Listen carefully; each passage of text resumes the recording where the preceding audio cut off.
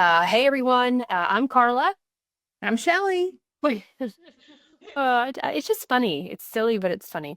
And welcome to another episode of Not Just Lip Service. We are virtual, as you guys can see, because Shelley's in Georgia and I'm in Nashville, and so we are doing this via, a Teams recording, which is wonderful that we can do this from afar.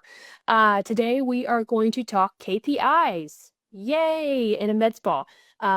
Some people might just turn this off, but I think it's a really important topic for everyone to not listen to this. If you are running a med spa or you're in a med spa, the worst thing we can do from a business perspective is not have goals, not have expectations, not have our frontline workers all the way from then to leadership understanding what their goals are what they're working towards. So yeah, here we are. And Miss Shelley is the queen. Yeah. And that was not Carla giving you permission to turn this podcast off, for the record. Yes. It's like, no, don't turn it off. Keep listening. It's Yeah. valuable. We promise. Yeah. Yeah. Yeah. So KPIs, you may just be like, what the heck is a KPI? We throw around a lot of lingo, right? So it's a key performance indicator. So what's that mean? It's like, what are those key pieces of data that give you insight into how your business is going, where you can improve, what you need to target? It's like, I think of it personal life. It's like if you don't have a budget, you don't know where you're spending your money, right? Yeah. So same thing with the business. You've got to know what those data elements are, to know, are you being successful? Are you meeting your goals? Yeah. So we'll take it back just a little because Shelley's history, she's been on a podcast with us before. She's our director of quality and a lot of other things for Smiley Aesthetics. And her background was as a vice president of quality. A VPQ is a common term for that in HCA and health systems. And then I'm not going to tell the rest of your background, Shelley, but please do and give us a little bit about that because Shelley is, when I say the queen, it's not only of there's setting the goals that we're going to talk about today, what are good goals to set, and then how to actually get the data and like what should we be looking at? How do I like it's not just simple as feeling, oh, booking rate. Like that, Yeah. it's not that simple. So the data is a part of it too. So tell us a little bit about your background first. Yeah, so traditional healthcare background, worked in physician practices, but spent the majority of my quality time in a hospital setting. So what's that mean? And you really don't have to come up in a hospital or traditional healthcare with what your data elements are going to be, what you're tracking from a quality perspective, because either Joint Commission or CMS or some other entity is saying, these are the things you track. It's like you do not have to think about all the different data things you track. So if you're coming from a background of being a bedside nurse, you may be counting, the number of days you have a Foley catheter in, or how many days it's been since you've had a patient fall. So think of all those things that you would hear about, like your days since last events, but then also like hand hygiene rates. There's Yeah. thousands of data elements that are captured in a traditional healthcare or hospital environment. And really, there's a reason behind that. It's not just because people like me like to walk around and be like, have you done this today? Although I think sometimes, when Carla and I worked together, she probably thought that when I came around. She's like, oh boy, here comes Shelley. What's she want? Um, Maybe, yeah. Maybe a little.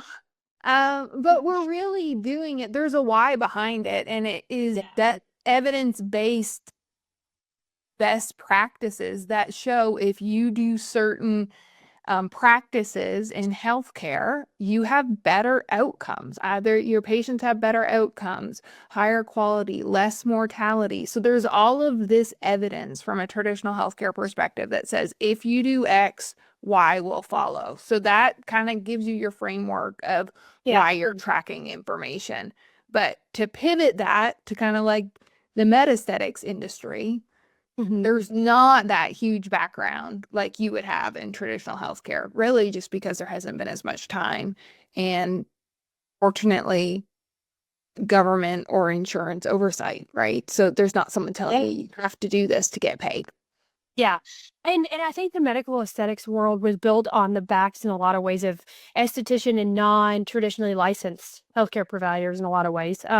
So they didn't come up, to your point, in worlds of extreme regulation and, things like that. But I do agree. So part of my background is I work directly with VPQs and Shelley in regulatory and accreditation. So surveying for um, people like the Joint Commission and CMS. And I worked for the same company Shelley did, and we were the internal survey team. So I really got the background of why, and really once you understood or you heard the freaking horror stories of some of the whys, you really started to understand why, I guess.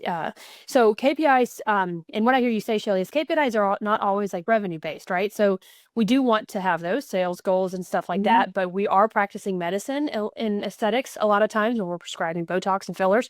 So just as important as revenue based goals, it's not all about the money, are the quality based goals that are things that prevent you losing money down the road or whatever the case is, if you want to look at it from a sole business perspective. Yeah, absolutely. So you generally have, like, what, to Carla's point, different buckets of your KPIs. So there's obviously the finance ones that you're looking at from, just keeping it's a business, keeping your business going. Right. But then there's going to be your quality safety goals. Right. And then kind of a third bucket, and not everyone may be in this, is you generally have like a people-oriented goal. So if you have your own med spa where you're employing people, you're looking at like either turnover, retention, those are your standard three goal kind of buckets. So any KPI that you have or goal that you're setting, it generally needs to align kind of in one of those areas, because those are the key things. It's like you need to make money, you want to do it in a safe and compliant way, and if you have a larger business, you have people to keep that going. Yeah, yeah, absolutely. So let's dive into we can just use Smiley's KPIs, because why not? They're not a secret a lot, and I do feel like a lot of times hospitals are not that way. You look at Leapfrog and some of these other things, it's very open on what they're measuring a hospital on. Again, a lot of quality stuff. But for us, let's talk about we just recently really deep dived into KPIs in terms of what we are going to implement. And again, this is the part where we'll talk about what they are and why we chose them, but then we'll go into all it took to choose them and how we know that they are accurate, because that is just as important as picking which ones you want, is making sure the data integrity is there. And that's the biggest challenge most people have, and they don't even know they have the challenge until you really start digging in. So okay, so the first one we chose is based on booking rates. So let's talk a little bit about that. Yeah, so booking rates, why is it important? Where do you get it from? Like, we get it from our EMR system. And then really you're looking at what percentage of the available time you have for a client. So if you have a schedule that's open 6 hours a day, what percentage of that are you using? So what's a good booking rate? And kind of understanding what goes into that. If you have your schedule open for the full 24 hours, but you can only see clients for 4 hours that day, your booking rate's going to be way skewed. So Right. that's a good place to pause and just know that anytime you're talking about KPI or data, really making sure you have an understanding of where it's being pulled, how it's being calculated, because else you're just going to be getting like that's a percentage, say 50%, my booking rate's 50%, which would mean 50% of the time I have open on my schedule, I have clients booked. But knowing Yep. how that is made up, so that you may think, oh, I'm rocking it, I'm at 80%, but it's not good data. Yeah. Yeah. Yeah. And that's totally true. And some other things to consider too that we wrapped into this, and Shelley did a lot of the work on this. If you're looking at booking rate, there's also kind of quality of booking rate. So your length of time on your appointments. Um, a lot of people like to just shove them in, right? 15 minutes here, 15 minutes there. So, okay, if you do that, and then other people have a 45-minute Botox appointment, which we lean more towards the long for the education and all the other stuff.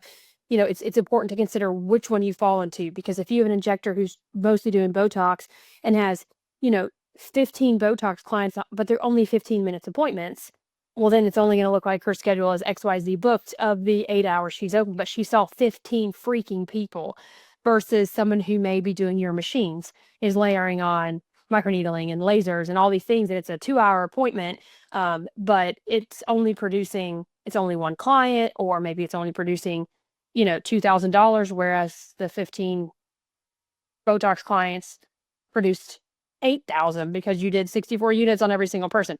So really, I don't think you have to dive in to the depths that we have really good data. We've worked hard over the last couple of years to refine that data, and we have experienced people to analyze that data, which are all important things. And not everybody has ever taken data and analyzed it and thought through the formulas and everything else you need to do to get them really, really refined. So the very surface level of a booking rate, it can be that simple. How many hours that the provider was available were they booked? And then once you kind of understand that and you see what that means, and then most people will realize the discrepancies. Well, yeah, Susie was only booked 3 hours, but she literally saw 12 Botox patients back to back to back to back to back. And then sure, Cheryl was booked for 8, but she really only saw 4 people because it was cool sculpting.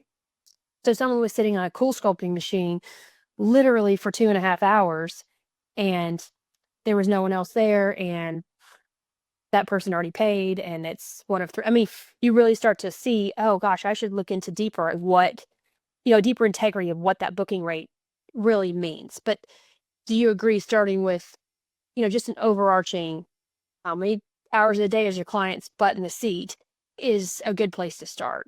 Oh yeah, absolutely. It's a good overview of just being like, if you were also growing and be like, do I need to bring on a second person? Your booking rate's a good place to look at that. Your booking percentage. Like if you, I think, AmSpa would say if you're above like 75, 80% consistently, you probably could bring on a second person. So there's data out there to help support like as you grow your business as well. And just another important thing from what you mentioned, Carla, is you don't ever want to take any of these metrics, like look at them in a silo because Right. there's always more information. So you also, your booking percentage is one of them, but also it's like, but how many clients are you seeing? So nothing exists in a vacuum from a data perspective. Right. Yeah. So I couldn't agree more because I mean, even a week, how often are you looking at them? Are you doing quarterly, monthly, weekly? Because even a week where someone's, you know, off a day or 2 days or 3 days, and so they only had, so let's say 40-hour week, but they were off 16 of those, so they only had 24 hours. Well, so they stacked all their clients in that 24 hour. Well, that can really skew the whole week, and make it be like, well, wow, look how great. They were 80% booked this week. I need to hire somebody. It's like, nope, nope, nope. They were off 2 of those days. Like, so you really have to make sure you have a high in, as it were, a high time range. You can look at it week to week to kind of see trends, but overall, you got to have, I mean, we're big on quarters because that just, it helps with a lot of things in medical aesthetics. Practical tip, obviously, we're seasonality. A lot of people say the months of J are question marks. So be really careful with the quarters that have a J month in them, or however you do that, because those months can skew things because we do have some seasonality in aesthetics. So it's just really getting, and you can look back. So let's say today you're like, you know what, January 1, I want to start KPIs. You can look back. You just have to kind of scrub that data to make sure it's reasonable. And that takes time. And that's what Shelley has really done, over the last few weeks as we prepared to kind of launch these with our spa managers, is made sure that the data that we have is usable.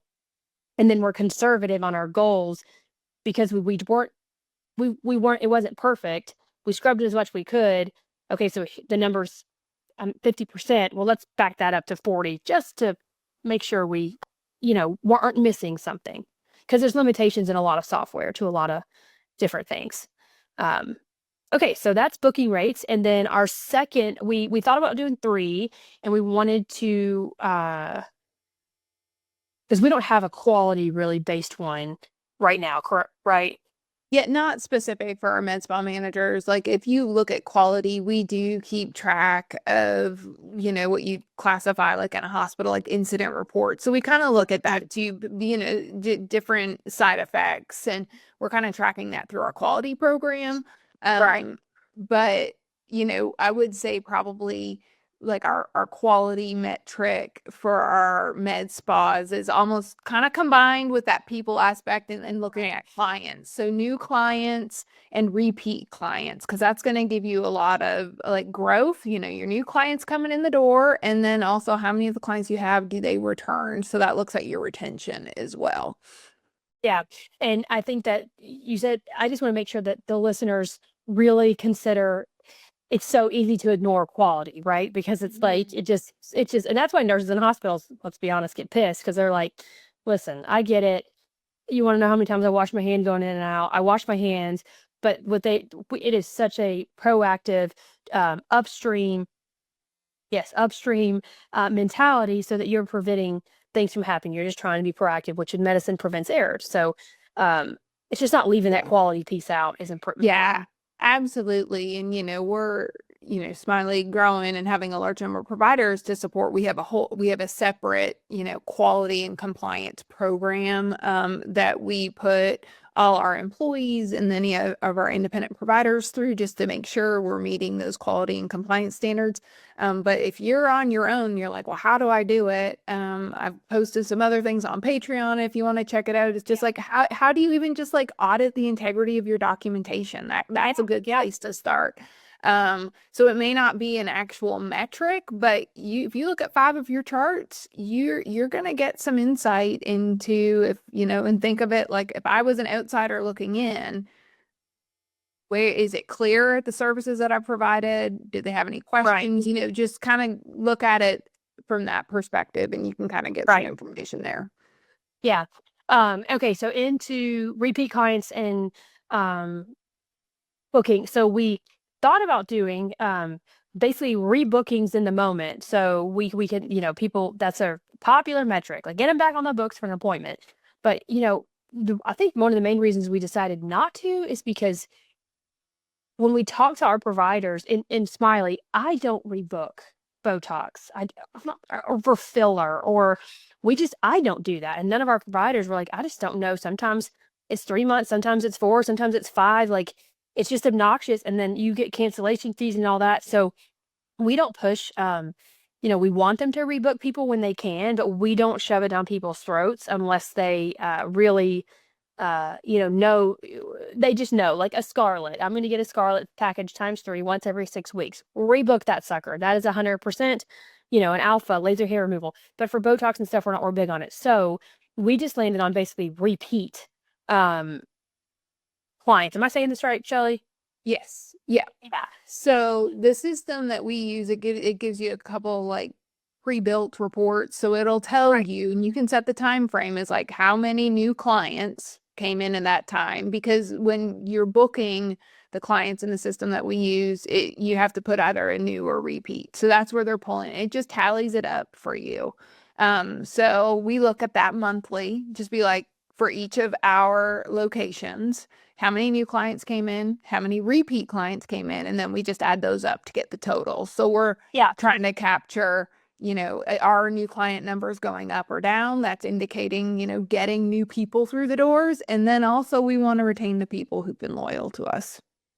Yeah, and so if you really extrapolate that out, I mean, new clients are a KPI indirectly to our marketing team, to the spa manager, because we expect them to do a variety of different things. They hold an event once a quarter in the spa of their choosing, like a fall fest or something. So it's, we want them to, the bookstore down the street in Knoxville always does a books and Botox. I think they do that monthly.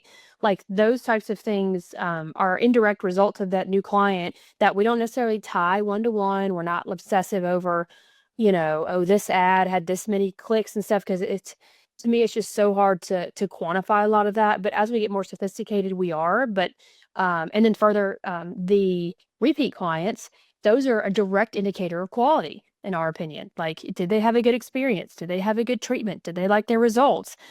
You come back when you're happy. So, and that's in medicine is all you really need to know. It's not because you don't have another choice. It's not because, whatever the case is, it is truly because you are happy. So we are kind of indirectly, more I think about it, doing a quality metric. But as we sat here, I'm like, we should probably include, not right away because you don't inundate your staff. Like, here's 5 goals and things you have to meet. It's like, chill. Like, people get overwhelmed quickly, especially people who aren't used to having direct goals, and they get stressed out if they're not meeting the goal. And I would just softly introduce this, kind of like we are. Like, if someone doesn't meet this goal, they're not gonna get a write up. Like, that's not how we're doing it. So we're just gonna work people into it. But conversely, Shelley, and give me your thoughts on this, people want those goals. So while they're afraid of not meeting them, they are desperate. Most, especially nurses, type A, like a lot of the people that are in medical aesthetics, they want those goals. So give me your thoughts on that. Yeah, absolutely. We're a super competitive bunch. And people, a lot of people thrive on competition. And so that's, I think, coming from and wanting to do well, right? And wanting to meet our clients' needs and be successful. So all of that plays into it. And so people are hungry for data. I found that, at Smiley, in hospitals, everywhere I've worked, people be like, I want to know. But part of it is, this is what the expectation is. And then I want to be able to meet it. But you really have to start with understanding, what's that expectation? What goes into the KPI? So it can feel Right. overwhelming at first. This is why we were like, we're choosing 3 to start with. So we're going to Right. roll it out, explain it. And as you get that information, that's when the questions start coming. And then it's really a progression to help people understand what goes into each of these metrics, what factors influence it. And then when you have an understanding of it, that's when that competitive spirit kicks in. It's like, okay, I understand what goes into it. I understand how I can influence it. Right. And then these are the actions I can take to get me where I want to go. Yeah. Yeah. I think everything you said, I couldn't agree more. It's important. So, okay, so implementation, kind of being practical here. We have done all the legwork to make sure we have, you know, just all the right data, because the worst thing is to implement a goal or whatever the case is, and then the first thing is people are like, well, this isn't right because of this, and it's like, it just, the credibility goes out the window. So I think when you're doing this, you have to do all the legwork, take your time, and really make sure that what you're presenting is, hey, this is what you can look at to know where you are. This is how we're getting this, is super important. So we have a summit every year at the beginning of the year, an annual summit, and we are presenting it to them. Then we are going to go pretty into depth into what we've done from a data perspective, so that people really understand, because there's like a booking rate on the dashboard on our EMR, on aesthetic record. Everybody knows we use aesthetic record. It's not perfect. We have sent things to their development team. So if you're using that right off the bat, I promise you right now, it's not perfect. There's some stuff that have to be done to that data to make it actually, like, be good. So we have looked at all that and made sure it's right, and we will help them understand what they're looking at when they see that number. Because again, to Shelley's point, it's usually never exactly what it seems, because reporting structures are just usually not one size fits all. So we're getting to the summit, and we are going to show them all the back end. A lot of it will be things they don't necessarily understand, but the leadership principle there is that it's not that you're making it where they're like, oh, cool, there's so much, I just don't get it. Oh, I believe you. But it is trying to give them as much of an understanding of the why and how we're getting the data and the purpose behind the things, and how we're scrubbing it to make it as accurate as possible, and how we're accounting for things like PTO days or sick days or administrative time to make sure we have the most accurate number from a booking rate perspective. And the same thing for the clients. That one's definitely a little more cut and dry. So making sure that that data is right, but presenting it to them first in that way, and then letting them know very, very much that this is not a punitive KPI at this time. I think people go after sales goals really hard. I've heard that throughout the industry, and then get, real pissy when people aren't meeting sales goals. And I just don't believe, from a leadership perspective, that's how you retain good good leaders. You kind of start out like we are, and then maybe the second quarter, if someone's not moved the needle at all, sure, the conversations have to change, but it is a slow roll. First, you should ask, and Shelley, I'd love your thoughts on this. My first question when someone's not meeting a goal, unless they're just outright crappy, and we just know they just kind of stink, is, what am I doing wrong? Like, what am I as the leader not providing, or how have I screwed up? Mhm. What do you think? Talk to me about that in relation to your experience. Quality had the toughest job. You had to come be like, yeah, you're not meeting this goal. And so you had to deal with this all the time. So talk a little bit Yeah. about that.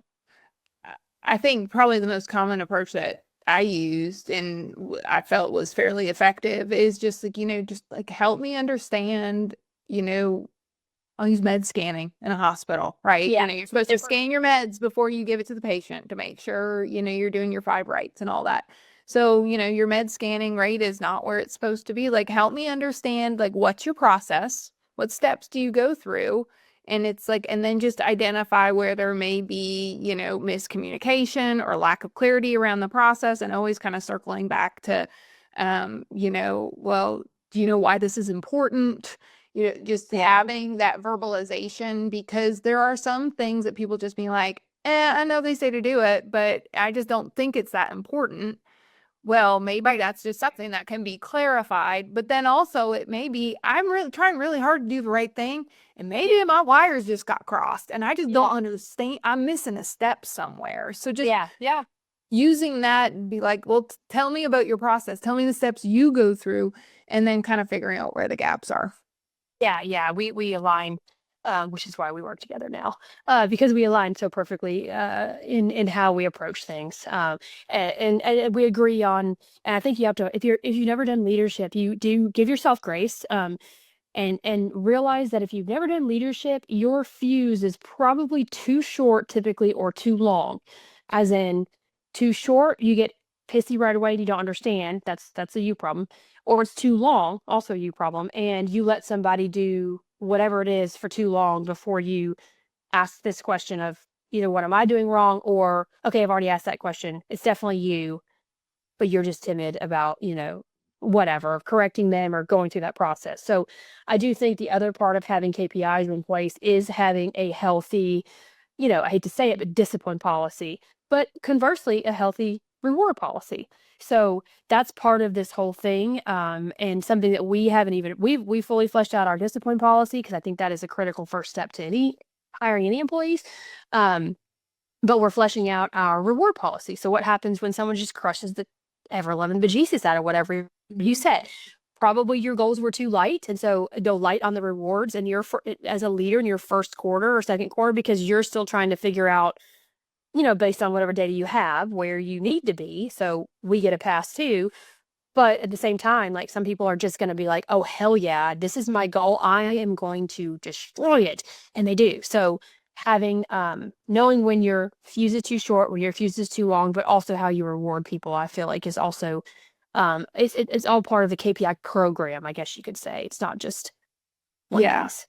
And if you're in the position where you're having to provide feedback to people, like I think the biggest thing that was a nugget for me is that if you do not set clear expectations and clearly communicate where people are meeting the mark or not meeting the mark, you are doing them a disservice by not providing feedback. So like all people will be all the time, I don't like conflict. I don't want to come off as mean. Well, you're not helping anybody if you're not having you can do it kindly, have a kind conversation about this is the expectation, this is why it's important. And that just kind of goes back to the thing. People want to know what the expectations are, and then they will almost always rise to the occasion. So it goes back to that setting expectations and having that communication. Yeah, I couldn't agree more. Um, Okay, so if you are, last thing I want to kind of talk about here. So that was a lot of good information. If you're hiring somebody, et cetera. If you're a single person, a single independently owned, whatever, you're just doing your own thing. I still think, we've talked about this before, having goals, your own KPIs are a really good thing to do. It's not difficult to do those. It can be inspiring. Me and Mary had those for ourselves when we started, like, how many new clients do I want to get this week? Think it's kind of like setting exercise goals. You need to make them attainable and things that are reasonable. I mean, I'm very big, me and Shelley are both a big fan of SMART goals, like things that make sense. Um, and then holding yourself to them. But in order to hold yourself to them, I do think you also have to have not a discipline. What are you gonna do? Write yourself up? I'm not talking about that, but a reward system. So if I get 2 new clients every week for the month of December, reward yourself. Like if that's something that you need. I would probably be the opposite and wouldn't reward myself. I'd take every extra penny and try to do 3 clients a week the next 4 weeks. So, but my point being, having KPIs for yourself is really good. And not only is it really good, if you are trying to grow into a med spa, you want to hire employees, then starting some of that now, you'll just be a lot more sophisticated when you do hire somebody, understanding what goals you might want to have for them. It's all in organizational structure, so that you just know, what you're going to ask of somebody else, and setting that foundational stuff now is it's just a practical tip, guys. I know it takes a few minutes, but boy, it is useful down the road. Yeah.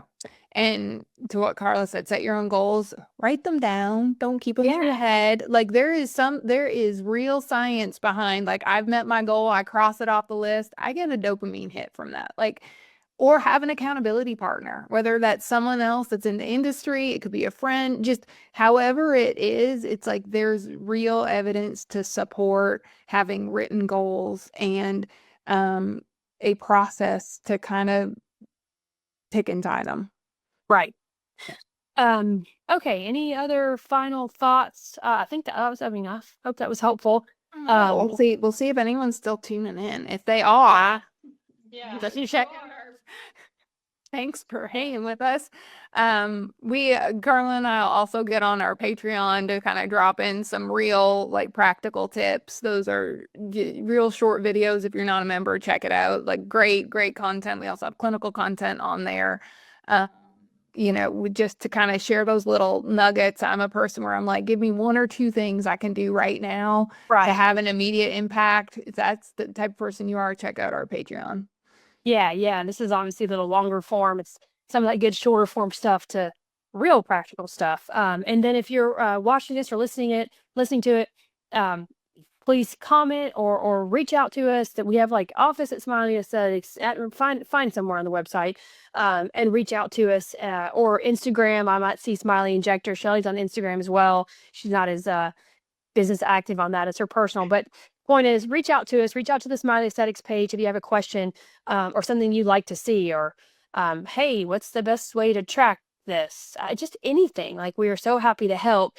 And I often tell people, there's so much that we do that it's hard for us to be like, let me decide that I'm going to show this particular thing on Patreon. It is so much easier when someone asks a specific question or asks about a topic to then be like, oh, I can talk about water bottles. Yes, let me tell you about my water bottle that I use. Like, it is so much easier to do that than for someone to be like, I don't know, just like, and I'm like, yeah, I don't know. I don't know either. It's so full. It's hard to pick something out. So, reach out to us if you have questions.